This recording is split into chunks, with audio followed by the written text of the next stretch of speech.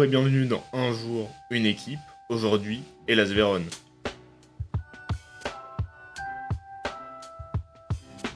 Donc l'Hellas qui va pouvoir enchaîner sa deuxième saison sous Paolo Zanetti, mais qui va devoir malheureusement faire face à beaucoup de départs importants en défense, même si beaucoup d'arrivées dans les différents secteurs de jeu.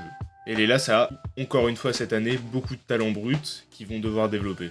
Donc l'Hellas qui joue beaucoup avec un bloc bas, mais qui pratique quand même assez souvent le marquage à l'homme. Le but, ça reste d'agresser la balle, mais les Pistons restent quand même assez défensifs dans leur approche. Et en attaque, on donne la balle aux 3 défenseurs centraux, et le but, c'est de provoquer la désorganisation pour sauter des lignes et aller le plus vite possible vers l'avant.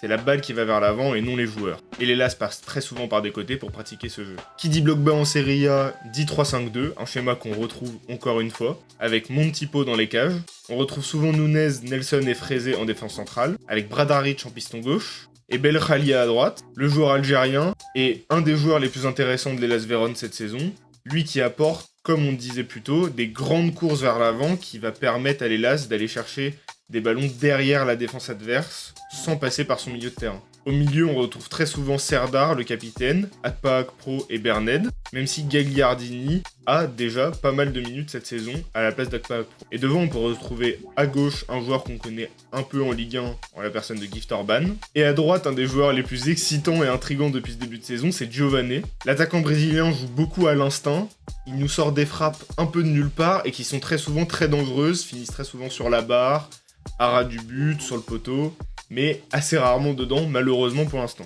Mais donc si vous voulez un joueur qui est assez frustrant à regarder jouer, regardez Giovanni. Mais donc les Hellas Vérone avec ce groupe de joueurs assez jeunes, beaucoup de talents bruts, notamment comme l'attaquant brésilien dont on parlait juste avant, ne peut que viser le maintien pour l'instant en tout cas.